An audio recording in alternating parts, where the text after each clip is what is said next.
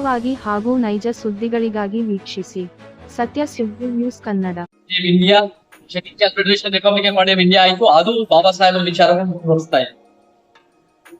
Kanshi Ram G ಅವರ ಒಂದು ಬಹುಜನ್ ಸಮಾಜವಾದಿ party ದೊಡ್ಡ ಆಲದ ಮರ ಇರೋದು ಅದು ಬಿದ್ದೋಗಿದೆ. ಆಲದ ಮರ ಬಿದ್ದ ಮೇಲೆ ಅದು ಮತ್ತೆ ಸಸಿ ನೆಡೋದಲ್ಲ, ಒಂದು ಸಸಿ ನೆಡಬೇಕು, ಅದು ಮತ್ತೆ ನೆಟ್ಟದಲ್ಲ. ಸೊ ಮತ್ತೆ ತಂದೆ ಪೆರಿಯಾರ್ ವಿಚಾರವನ್ನು ಕೂಡ ದ್ರಾವಿಡ ಮೂವ್ಮೆಂಟ್ ಅಂತ ಹೇಳ್ತಾರೆ, ಬಟ್ ಆ ವಿಚಾರವು ಎಷ್ಟು ಮಟ್ಟಿಗೆ ಉಳಿಸ್ತಾ ಇದ್ರೆ ಪ್ರಶ್ನೆ ಆಗ. ಬಟ್ ಇವತ್ತಿನ ದಿನ ನಮಗೆ ಅಂಬೇಡ್ಕರ್, ಪೆರಿಯಾರ್, ಕಾಂಶಿರಾಮ್ ಅನ್ನ ನಾವು ವ್ಯಾಖ್ಯಾನಿಸ್ತೀವಿ. ಇವತ್ತು ಎಲ್ಲರಿಗೂ ಅಂಬೇಡ್ಕರ್ ಬೇಕಿದೆ, ಎಲ್ಲಾ ಪಕ್ಷಗಳಿಗೂ ಅಂಬೇಡ್ಕರ್ ಬೇಕು. ಅಂಬೇಡ್ಕರ್ ಯಾಕೆ ಬೇಕು? ಮನುವಾದಕ್ಕೆ ವಿರುದ್ಧ ಮೂರು ಸೈದ್ಧಾಂತಿಕ ನೆಲೆಗಳು, ಗಾಂಧಿವಾದ ಮನುವಾದ ಬಿಟ್ಟು ಈ ಕಡೆ ಆರ್ಎಸ್ಎಸ್ ಹಿಂದುತ್ವವಾದ ಆ ಮನುವಾದ, ಈ ಕಡೆ ಎಂ.ಎನ್. ರಾಯ್ ಕಮ್ಯುನಿಸ್ಟ್ ಆ ಎಡವ, ಅದ್ರ ಜೊತೆ ನಮ್ಮ ಅಂಬೇಡ್ಕರ್ ಪೆರಿಯಾರಿನ ಸತ್ಯಪತ್ರ. ನಮಗೆ ಒಬ್ಬರಿಗೆ ಒಳಗೆ ಕೇಳಿರ್ಬೋದು, ಕಮ್ಯುನಿಸ್ಟ್ ಕೇಳದ ಮೊದಲೇ ಕೇಳಿರ್ಬೋದು, ನಮ್ಮ ಒಂದು ಸಮಾನತೆ ವಿಚಾರದ ಒಳ್ಳೆ ಕೇಳಿದ್ರೆ ನಾವು ಆ ವಿಚಾರದ ತಪ್ಪಿ ಜನರ ಮುಂದೆ ನಾವು ಯೂಸ್ ಮಾಡ್ತಾರೆ. ಕರ್ನಾಟಕ ಲೆವೆಲ್ ನಾವು ಫೈಟ್ ಮಾಡ್ತಾ ಇರೋದು ಮುಂದೆ ಮೈಕ್ರೋ ಲೆವೆಲ್ ಪ್ರತಿಯೊಂದು ಸಮಸ್ಯೆ ಇದ್ರೆ ನೀರಿನ ಸಮಸ್ಯೆಗಳಾಗಿರ್ಬೋದು, ಒಂದು ಮನೆ ಒಂದು ಅಲೆ ಮನೆ ಒಂದು ಗುಡಿಸೋದಕ್ಕೆ ನೂರೈದು ಸಮಸ್ಯೆಗಳಿವೆ. ನಾವು ಅದನ್ನ ಕ್ಯಾಬಿನೆಟ್ ಆಗಿ ನಾವು ಸಂಘಟನೆಗಳಾಗಿ ಅದನ್ನು ಕೆಲಸ ಮಾಡಿದ್ರೆ ಜನರ ಖಂಡಿತ ನಾವು ಕೂಡ ಒಂದು ಒಳ್ಳೆ ಕೆಲಸ.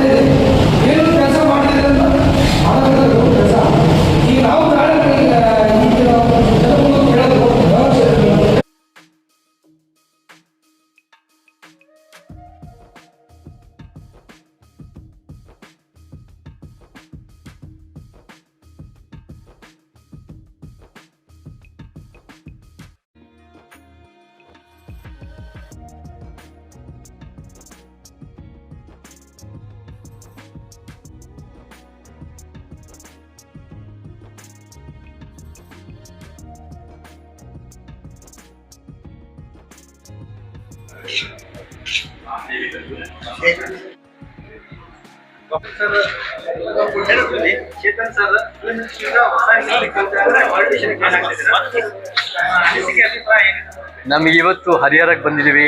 ಹರಿಹರ ಅನ್ನೋದು ಬಹಳ ಅದ್ಭುತವಾದ ಇತಿಹಾಸ ಇರೋ ಪ್ರೊಫೆಸರ್ ಬಿ ಕೃಷ್ಣಪ್ಪರ ಹುಟ್ಟೂರು. ಇಲ್ಲೇ ಹರಿಹರಕ್ಕೆ ಅನೇಕ ಹೋರಾಟಗಳು ಇಲ್ಲಿಂದ ಚಾಲನೆ ಕೊಟ್ಟು ಇಲ್ಲಿ ನಾವು ಬಹಳ ಇತಿಹಾಸ ಇರೋ ಒಂದು ಊರು ದಾವಣಗೆರೆ ಜಿಲ್ಲೆಯಲ್ಲಿ.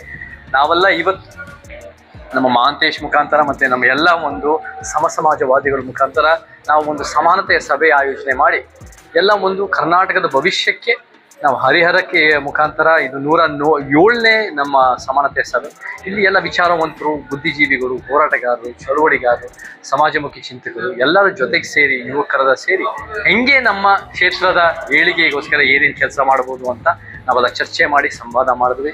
ಇದನ್ನು ನಾವು ಮುಂದುವರಿಸ್ಬೇಕು. ನಾಳೆ ಬೆಳಿಗ್ಗೆ ದಾವಣಗೆರೆಗೆ ಹೋಗ್ತಾ ಇದ್ದೀವಿ. ಅದರ ನಂತರ ಮಾಯಕೊಂಡ, ಜಗಳೂರು, ಪ್ರತಿಯೊಂದು ಮತಕ್ಷೇತ್ರದಲ್ಲೂ ಅದರದಾದ ವಿಶೇಷತೆ ಇರುತ್ತೆ, ಅದರ ವಿಚಾರಗಳಿರುತ್ತೆ, ಅದರ ವಿಚಾರವಂತರು ಇರ್ತಾರೆ. ನಾವು ಎಲ್ಲ ಕಡೆ ಹೋಗಿ ಒಂದು ವಿಚಾರ ಸಂಗ್ರಹಣೆ ಮಾಡಿ ಅವರ ಸಲಹೆ ಸೂಚನೆಗಳ ಮುಖಾಂತರ ಕರ್ನಾಟಕದ ಭವಿಷ್ಯ ಮತ್ತು ನಮ್ಮ ಇಡೀ ಅಖಂಡ ಕರ್ನಾಟಕಕ್ಕೆ, ಭಾರತಕ್ಕೆ ಹೆಂಗೆ ಒಂದು ಉತ್ತಮವಾದ ಒಂದು ಸಂವಿಧಾನವಾದ ಅಂದರೆ ಏನು, ಒಂದು ಸಮಾಜವಾದನ ಕಾರ್ಯರೂಪಕ್ಕೆ ತರ್ಬೋದು ಅಂತ ಚರ್ಚೆ ಆಗಿದೆ. ಮತ್ತೆ ಹರಿಹರಕ್ಕೆ ಬರ್ತೀನಿ. ಎಲ್ಲ ಯುವ ಮಿತ್ರರಿಗೆ ನಾನು ಧನ್ಯವಾದಗಳು ಹೇಳಕ್ಕೆ ಇಷ್ಟಪಡ್ತೀನಿ. ನೀವು ಮಾಧ್ಯಮದವರಾಗಿ ನೀವು ಬಂದು ಸಮಯ ಕೊಟ್ಟಿದ್ದಕ್ಕೆ ಅದು ಕೂಡ ಧನ್ಯವಾದಗಳು ಹೇಳಕ್ಕೆ ಇಷ್ಟಪಡ್ತೀನಿ.